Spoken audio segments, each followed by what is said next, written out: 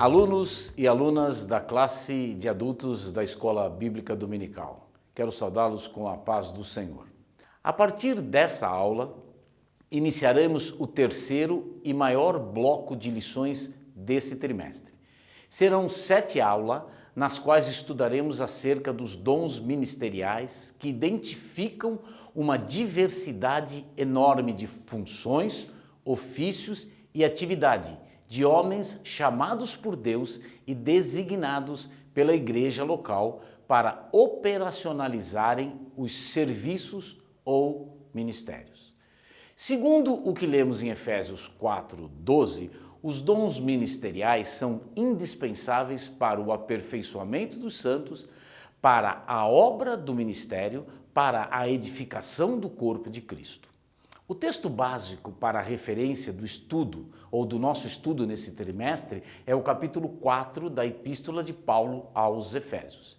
Eu penso ser importante destacar os contrapontos entre os blocos que estamos estudando. Os dons espirituais são voltados para a igreja em seu ambiente interno, o seu ambiente congregacional.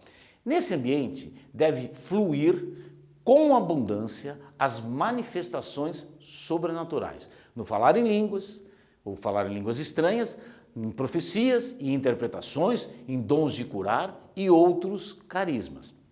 Já os dons ministeriais ampliam a ação do Espírito Santo, também com sua ação poderosa e sobrenatural, mas com atuação tanto no âmbito interno como no âmbito externo, revelando ao mundo fora dos templos a missão da igreja na terra. Outro contraponto interessante é que muitas vezes os dons ministeriais confundem-se com os cargos da pessoa a quem Deus os concede. Se alguém recebe de Deus o dom de evangelista, a sua função no corpo de Cristo é o de evangelizar.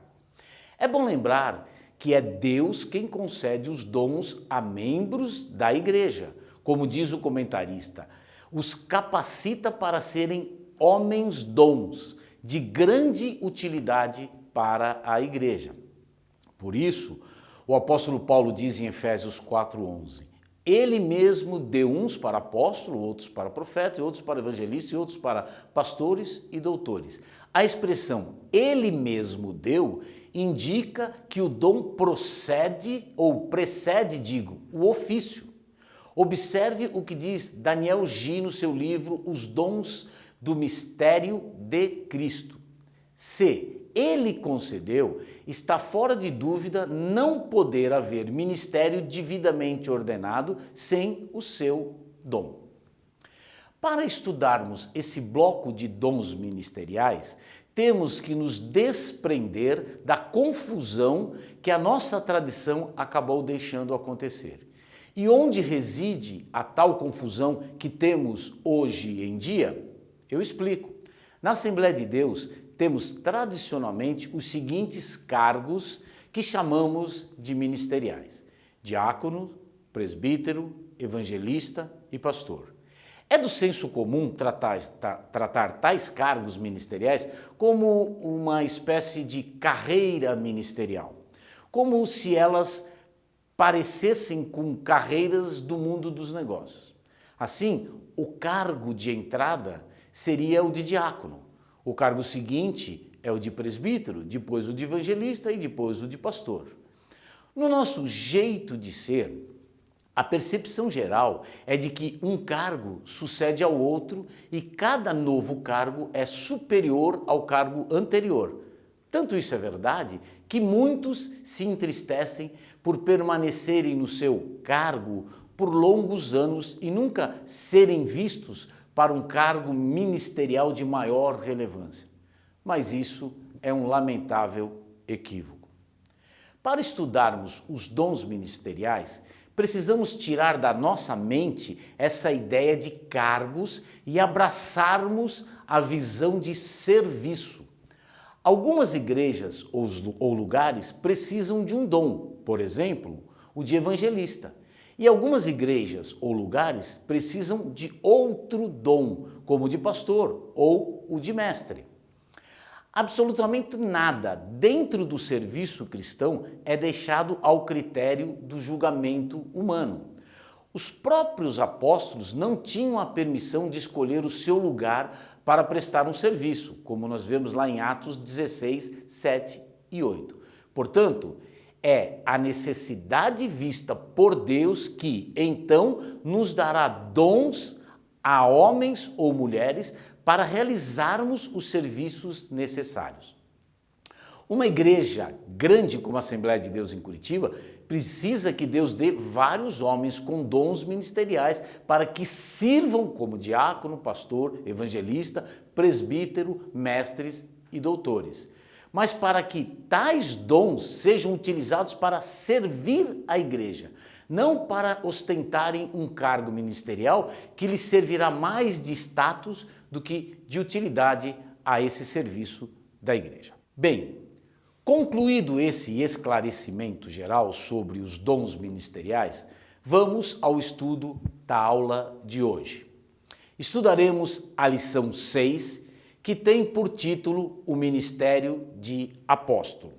O texto áureo da lição está em Efésios, no capítulo 4 e versículo 11. Eu já citei esse versículo, mas vou repetir ele pela relevância e a importância para que fique gravado nas nossas mentes. E ele mesmo deu uns para apóstolo, e outros para profetas, e outros para evangelista, e outros para pastores e doutores. A verdade que vai transcorrer, vai permear todo o estudo de hoje, é a verdade prática que diz o seguinte: o dom do apóstolo foi concedido por Deus à igreja com o propósito de expandir o evangelho de Cristo. A leitura bíblica em classe está em Efésios, no capítulo 4, versículos do 7 até o 16. Vamos a esse texto que diz o seguinte, versículo 7.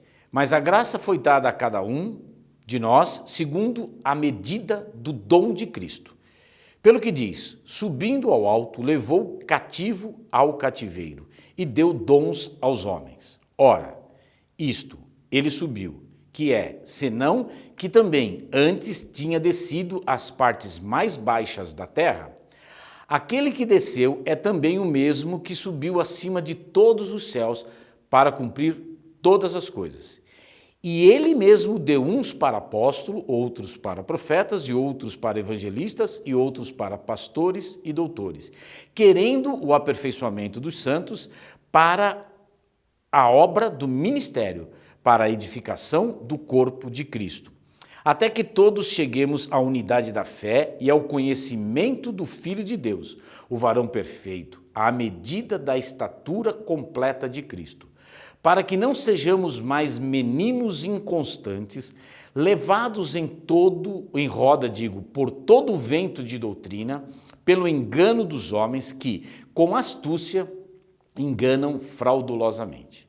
Antes, seguindo a verdade em amor, cresçamos em tudo naquele que é o cabeça, Cristo. Versículo 16, do qual todo o corpo, bem ajustado e ligado, pelo auxílio de todas as juntas, segundo a justa operação de cada parte, faz o aumento do corpo para a sua edificação em amor. O primeiro tópico da lição trata do colégio apostólico. Antes de entrar mais profundamente nesse tema, é importante destacar que há uma controvérsia que atravessa séculos acerca da atualidade do ministério de apóstolo. Há uma corrente de estudiosos da Bíblia, que podemos chamar de cessacionista, a exemplo do que ocorre com a atualidade dos dons espirituais, que também entende que o ministério apostólico cessou com os primeiros discípulos de Cristo. Outros entendem que ainda existem apóstolos hoje, ainda que numa conotação um tanto diferente dos primeiros 12 apóstolos de Cristo. A Igreja Católica tem como patrimônio de fé a chamada sucessão apostólica, concedendo aos papas o título de sucessores de Pedro, considerado o primeiro papa. Além dos 12 apóstolos de Cristo, que integraram o chamado Colégio Apostólico, que nós vamos estudar em seguida, vemos no Novo Testamento que outros apóstolos foram levantados por Deus sem que nenhum se considerasse sucessor de outro. Paulo e Barnabé não pertenciam ao grupo dos 12, mas eram apóstolos credenciados por Deus para realizar a missão que lhes foi confiada, como a gente lê em 1 Coríntios, capítulo 1, Colossenses 1, e Atos 13, versículo 46. Tiago, irmão do Senhor, também recebia a qualificação de apóstolo, como a gente pode conferir em Gálatas 1, 19. Um apóstolo de Cristo, como Pedro, Tiago ou João, reunia em si diversas funções ministeriais, além da missão de evangelizar ou de proclamar as boas novas de salvação. Ele tinha de ser, além de evangelista, profeta e mestre. Podemos dizer que um apóstolo, nos primórdios da igreja, era um homem polivalente. Nos dias atuais, após a expansão da igreja, percebemos que o Espírito Santo quis distribuir não só dons espirituais, repartindo particularmente a cada um como quer, mas também concedendo diversas operações e ministérios à igreja, através de homens chamados por Deus com variadas missões concedidas a cada um. Um dos maiores equívocos cometido por muitos líderes de igreja nos dias presentes é o de entender que o título de apóstolo lhe confere posição hierarquicamente superior ao do pastor, a do evangelista, do bispo ou do presbítero. Já são conhecidos exemplos de diversos obreiros que eram detentores do título de pastor, devidamente ordenados por seus ministérios ou convenções, os quais arrogaram para si o título de apóstolo, com o objetivo de se colocarem em posição ministerial superior. Procedimento totalmente fora do propósito ou de fundamento bíblico. Esquecem-se tais apóstolos que a maior função do ministério de Cristo é o de servo fiel, e veja isso claramente presente em Números capítulo 12, versículo 7, Hebreus 3 e 5 e Mateus 25, versículos 21 até o 23. Bom, vamos adiante, porque no item 1 desse tópico 1, nós vamos entender o que significa o termo apóstolo. O verbo apostelo significa enviar alguém em missão especial como mensageiro e representante pessoal de quem o envia. O título é usado para Cristo, como a gente vê em Hebreus 3 e 1. Os 12 discípulos escolhidos por Jesus, descritos em Mateus 10, versículo 2.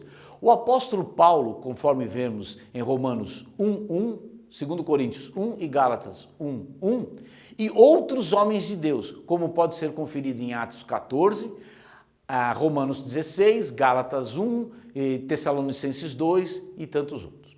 Como já disse, o termo apóstolo também era usado no Novo Testamento em um sentido geral para um representante designado por uma igreja, como, por exemplo, os primeiros missionários cristãos. Logo, no Novo Testamento, o termo se refere a um mensageiro nomeado e enviado como missionário ou para alguma outra responsabilidade especial. A gente pode ver isso claramente em Atos 14, 4 e versículo 14, também lá em Romanos, no capítulo 16, versículo 7, em 2 Coríntios 8, 23 e Filipenses 2, 25. Eram homens de reconhecida e destacada liderança espiritual, ungidos com poder para defrontar-se com os poderes das trevas e confirmar o evangelho com milagres. Cuidavam do estabelecimento de igrejas segundo a verdade e pureza apostólicas. Eram servos itinerantes que se arriscavam, suas vidas em favor do nome do nosso Senhor Jesus Cristo e da propagação do Evangelho. Vários textos, Atos 11, 21 e 26, também 13 e 50, 14, 19 a 22 e Atos 15, 25 e 26. Eles eram homens de fé e de oração e cheios do Espírito Santo. Confirme isso também lá em Atos, no capítulo 11, no capítulo 13 e no capítulo 14. O item 2 do tópico 1 trata do colégio apostólico. Entende-se por colégio apostólico o grupo dos 12 primeiros discípulos de Jesus que foram convidados por ele para dar início ao seu ministério terreno. Primeiramente, eles os fez discípulos ou seguidores. Jesus foi o apóstolo líder do grupo dos 12. Ele foi enviado pelo Pai, como vemos em João 20, 21. Foram 3 anos aproximadamente em que eles aprenderam as verdades de Deus com o maior mestre da história. Após o seu discipulado aos pés de Cristo e o recebimento do batismo com o Espírito Santo, conforme vemos em Lucas 24, 49 e Atos 1 e 9, aqueles 12 foram enviados para proclamar o Evangelho ou as boas novas de salvação, veja Lucas 6 e 13.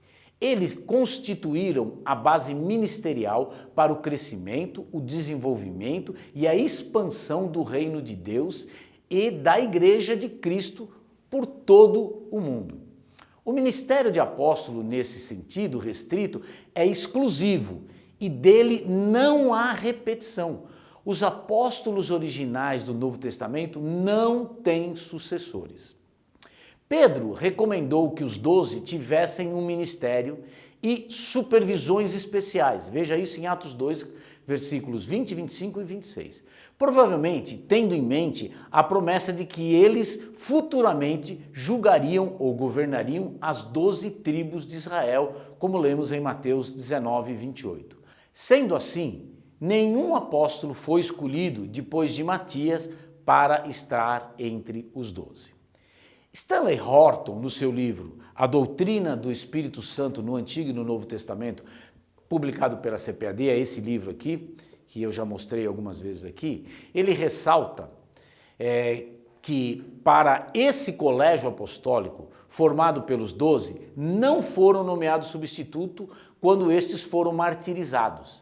Na Nova Jerusalém, há apenas 12 alicerces com nomes dos 12 apóstolos inscritos neles. Veja Apocalipse 21, 14.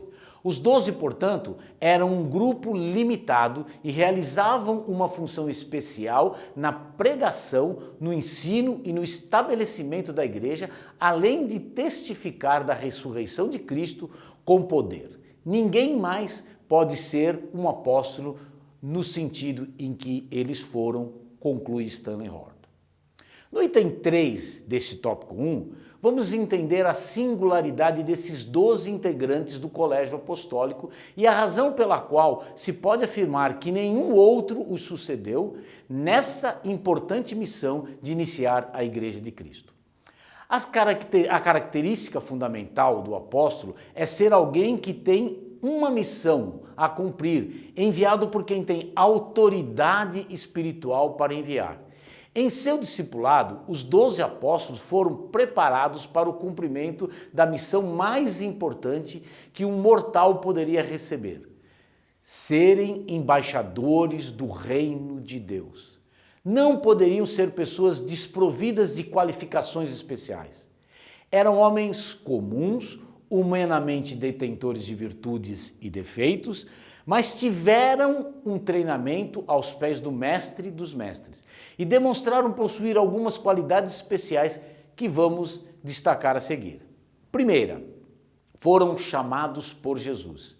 Em seu ministério, Jesus teve muitos discípulos, como a gente vê em Mateus 8, 21, no capítulo 9, 57 até o 62, a gente vai perceber isso.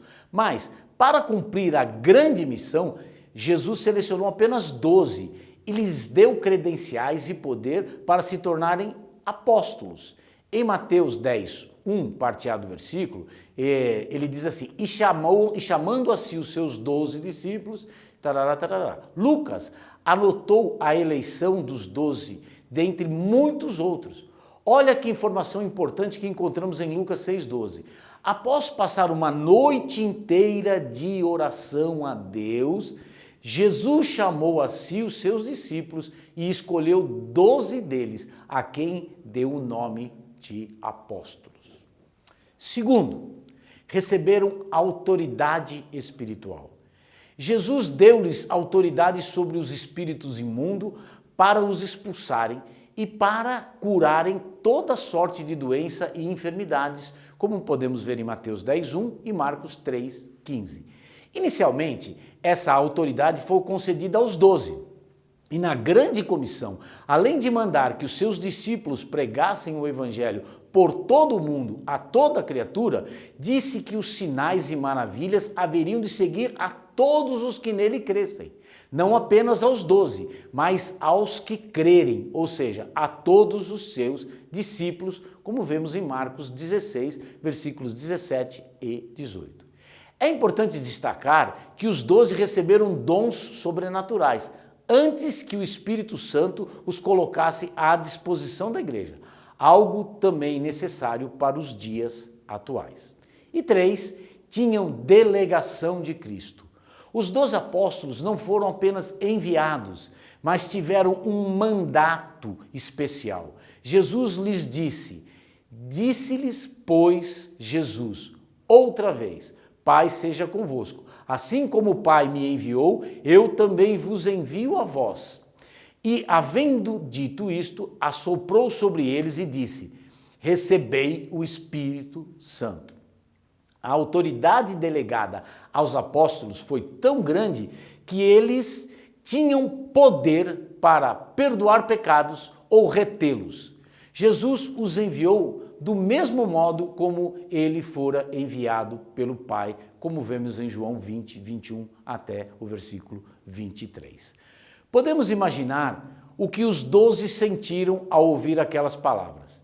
Serem enviados por Cristo e como Cristo o fora por seu Pai. Os que entenderam bem a missão devem ter sentido o grande peso dessa responsabilidade. Os que haviam sido pescadores antes podiam guardar as redes, suspender a pescaria, mas uma vez feitos pescadores de homens, não poderiam suspender a missão. Os que outrora tinham outras atividades não tinham como voltar atrás. O mundo nunca mais foi o mesmo depois de Cristo e depois que seus apóstolos começaram a cumprir a grande comissão, começando ou presente, como por exemplo em Marcos 16, 15. Caros alunos e alunas, vamos seguir em frente para o tópico 2 da lição, no qual trataremos do apóstolo Paulo. Dentre os que, além dos 12 chamados de apóstolo, Paulo foi o que mais se destacou e, portanto, merece que seja mencionado nesse estudo. O menor dos apóstolos é o item 1. O apóstolo Paulo não pertenceu ao colégio apostólico. Ele próprio, humildemente, tendo sido perseguidor dos cristãos, reconheceu que não merecia ser chamado de apóstolo. Veja isso em 1 Coríntios 15, 8 e 9.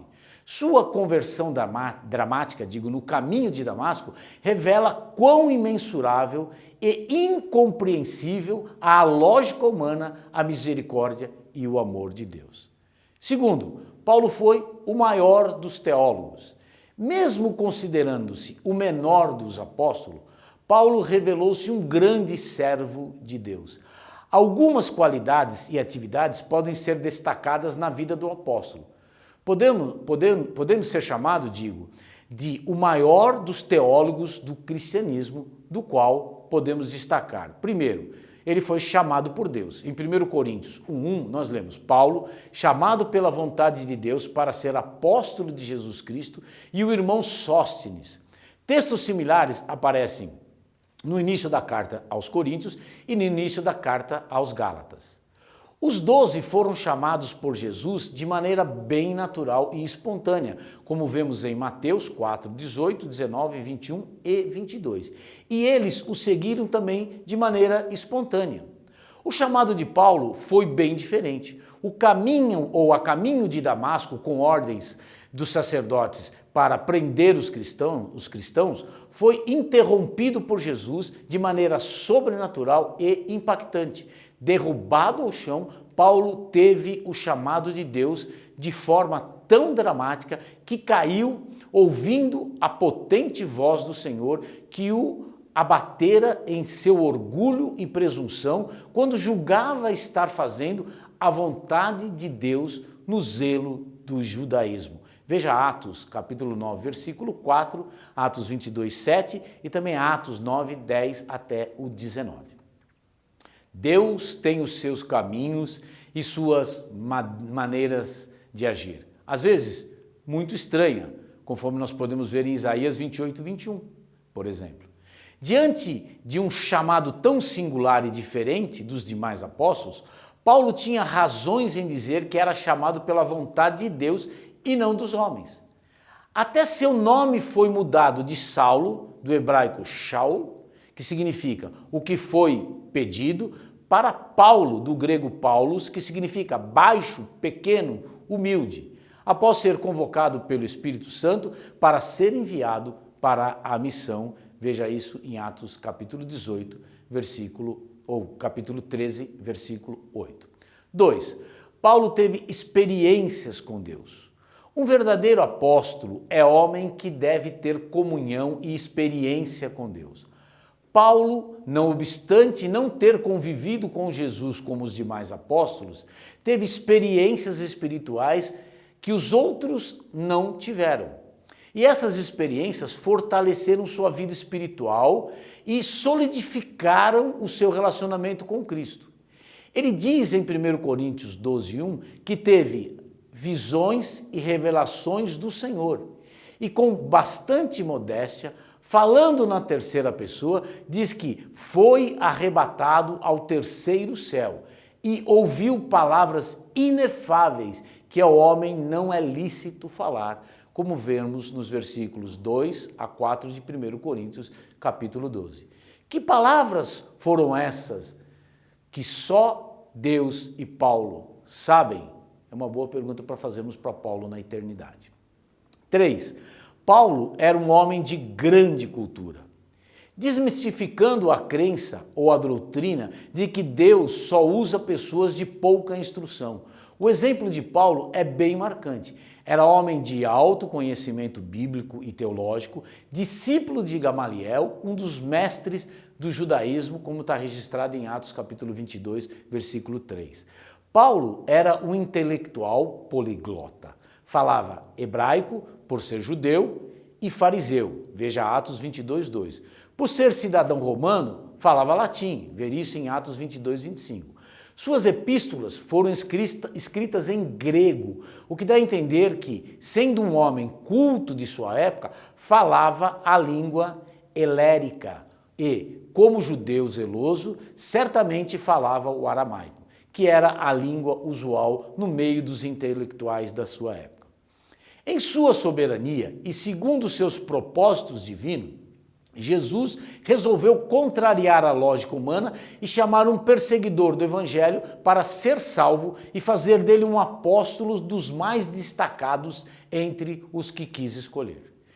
Enquanto alguns dos seus primeiros discípulos do grupo dos 12 eram humildes pescadores de menor grau de instrução, Paulo era um homem intelectual que haveria de levar o evangelho aos gentios ou gentes de todas as nações fora de Israel, inclusive aos reis ou governantes dos povos estrangeiros. Além dessa característica marcante em seu ministério, Paulo foi o grande teólogo e intérprete dos evangelhos de Cristo. Dos 27 livros do Novo Testamento, 13 foram escritos por ele. E ainda resta dúvida se a Epístola dos Hebreus também não foi de sua autoria. Não foi por acaso que Paulo foi o primeiro apóstolo a levar o Evangelho de Cristo à Europa. Ele foi o grande evangelizador do Império Romano. Veja Romanos 15, 24 e 26. Em suas viagens missionárias, levou o Evangelho de Cristo às cidades de Israel, passou pela Turquia, pela Ásia Menor, pregou na Macedônia, na Caia, na Grécia, que então era centro cultural da Europa à época, e em sua última viagem missionária, reviu discípulos nas igrejas que fundara e terminou em Roma, para onde foi levado preso e pregou na capital do Império Mundial da época. Concluiu sua extraordinária missão declarando solenemente, segundo Timóteo, capítulo 4, versículo 7, combati o bom combate, acabei a carreira e guardei a fé.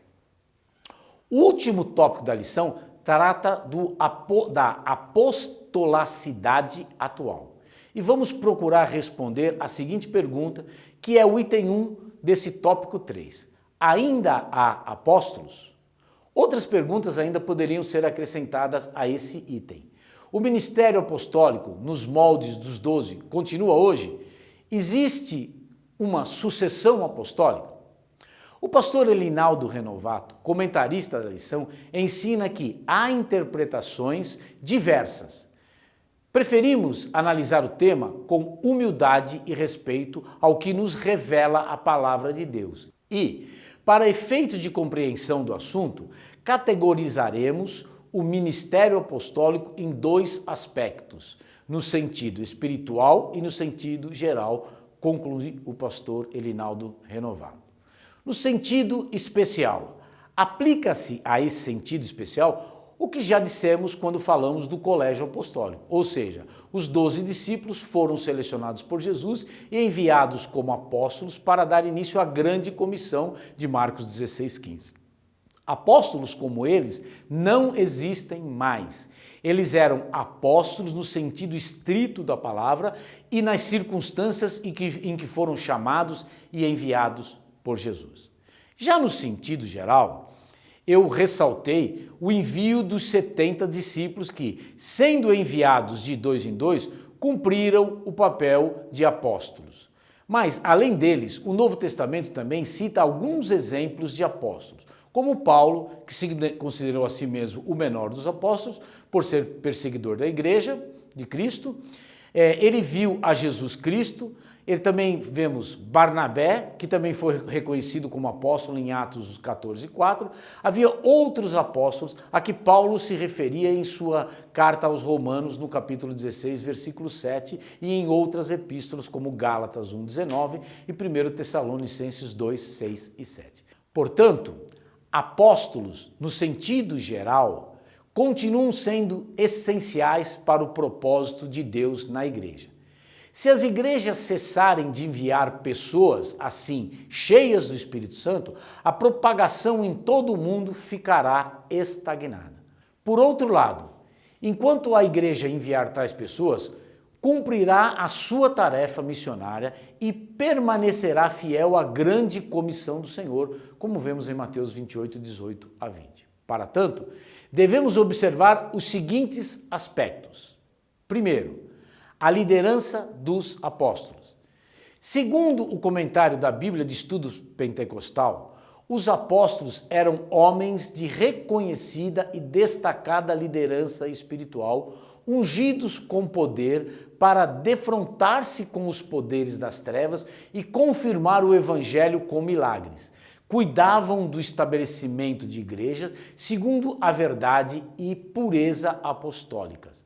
Eles tinham a mensagem original de Cristo e não eram apóstolos como alguns hoje que apresentam um evangelho genérico, antropocêntrico e deturpado com ensinos que não têm fundamento bíblico, com a falsa teologia da prosperidade, a absurda confissão positiva e o teísmo aberto, entre outros da mesma natureza.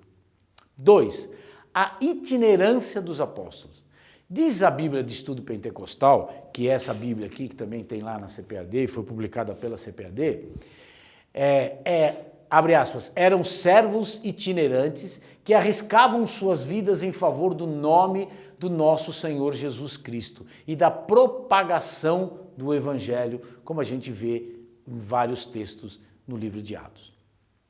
No presente, Vemos apóstolos que nunca foram além dos limites da cidade onde vivem e assumiram a sua direção ou a direção de uma igreja. São presidentes de igrejas radicados e estabelecidos em domínios eclesiásticos bem característicos. Os que se consideram apóstolos hoje, em geral, adquiriram tal posição após terem sido ordenados a evangelista ou pastor ou bispo, o que lhes confere a ideia de que estão em uma posição hierárquica superior, nada mais inadequado para um verdadeiro apóstolo de Cristo, que deve ser, antes de tudo, um servo e um servidor, e não alguém em grau superior e hierárquico. 3. A ordem de fazer discípulos.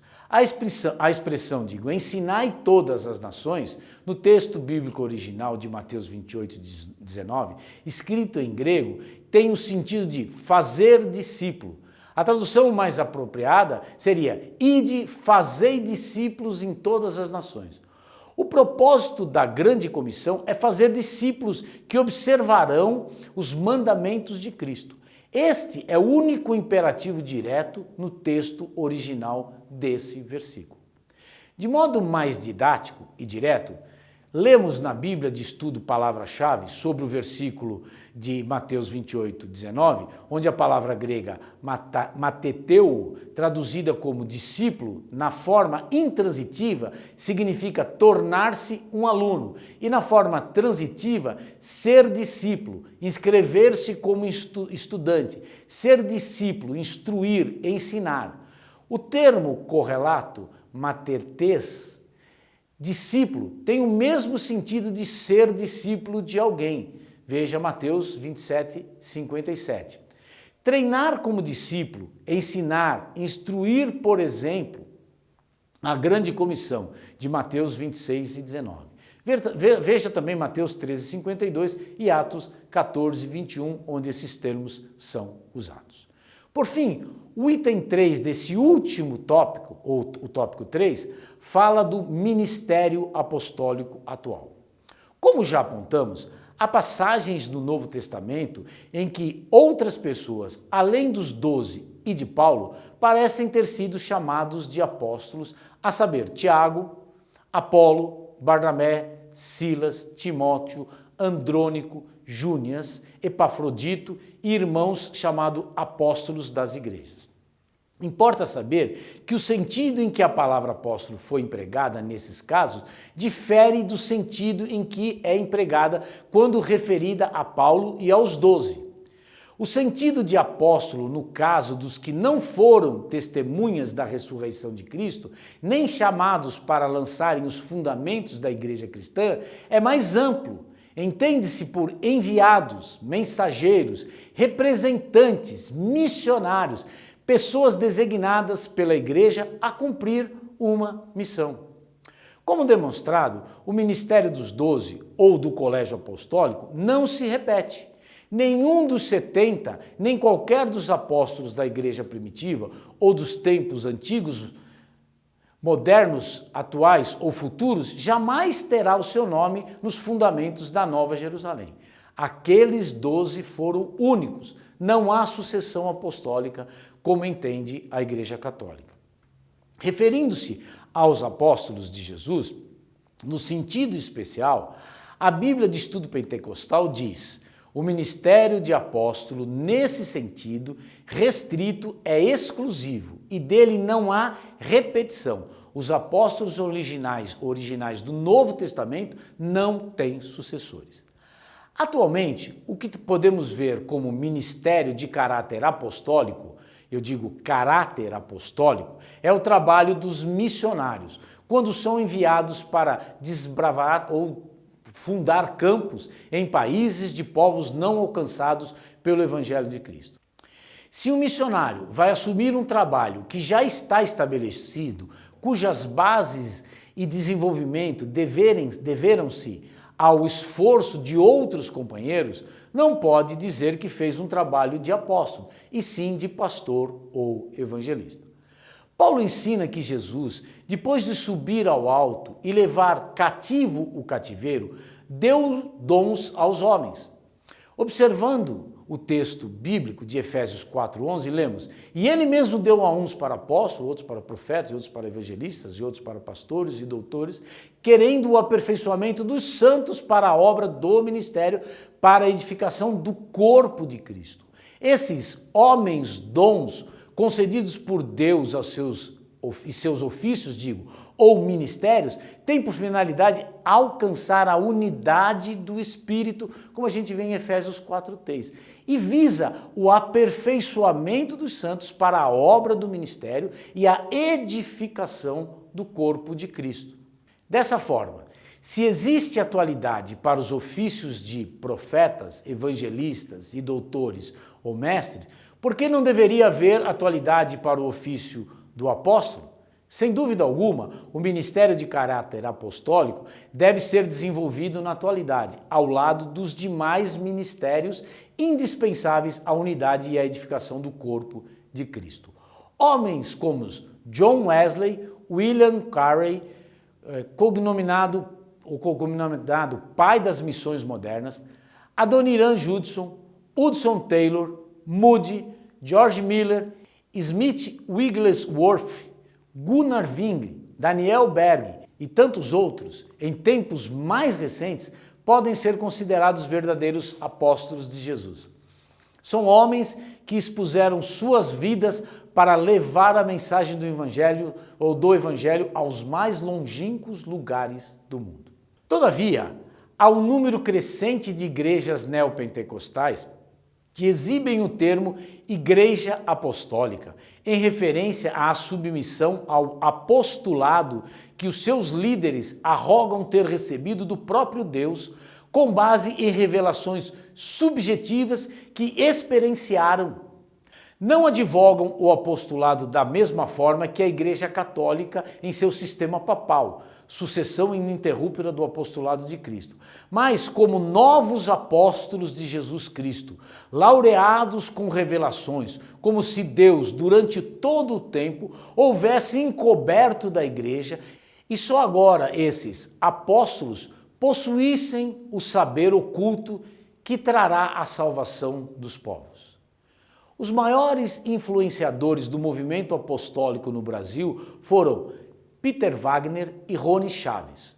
Rony Chaves foi o apóstolo que ungiu o apostolado às brasileiras Valnice Milhomes e Neuza Itioca, principais promotoras do movimento de batalha espiritual. Uma das pérolas do Rony Chaves, abre aspas, muitos apóstolos hoje não usam o nome, título do seu ofício ministerial. Isso só faz restringir e limitar o ministério. Quando não se usa o termo apóstolo, a unção não opera em toda a sua potência. A unção flui com mais poder ao se usar corretamente o título bíblico de apóstolo para um homem chamado por Deus a esse ministério. A igreja tem tido homens de Deus que queria que fossem apóstolos e que funcionassem como tais, mas eles não quiseram, conclui Rony. Segundo MacArthur, Peter Wagner chega a regurgitar, dentre muitas, a seguinte heresia, abre aspas, hoje temos entrado em outro novo odre, que eu chamo de segunda era apostólica, fecha aspas. É com essa teologia que no ano de 2000, Peter Wagner torna-se o apóstolo presidente da Coligação Internacional de Apóstolos nos Estados Unidos, sendo promovido em 2009 a presidente apóstolo emérito. Interessante que para fazer parte desta coligação, os novos apóstolos precisam realizar pagamentos mensais com diferentes taxas a depender do lugar em que vivem.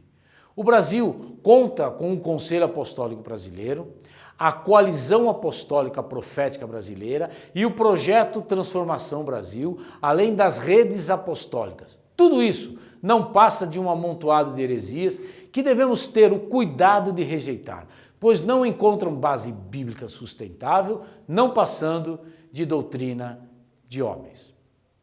Pois bem, concluímos a aula de hoje podendo afirmar com bastante fundamento bíblico, que o ministério apostólico, nos moldes do Colégio Apostólico dos 12, não existe mais.